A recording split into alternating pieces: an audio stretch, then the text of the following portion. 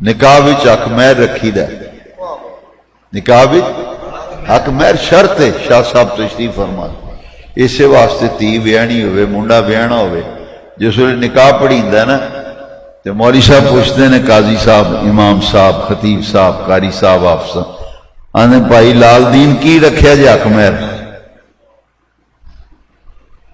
وہ آواز ماردا ہے، وہ آندا او بھائی ذرا گل تے سن، اب مولوی نہیں کی آندے نے، یہ کی آندے نے؟ وہ آندے نے یہ آندے نے حق مہر کنا رکھیا جی؟ وہ کی ہوندا ہے؟ وہ کی ہوندا ہے؟ انہیں کہ وہ دیتی ہیں بیوی حلال ہوتی، وہ دینا بیوی حلال تا ہونا دیو حق مہر۔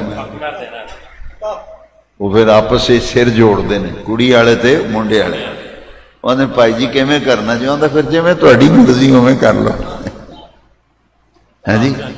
وہ آندے نے جویں تہاڈی مرضی۔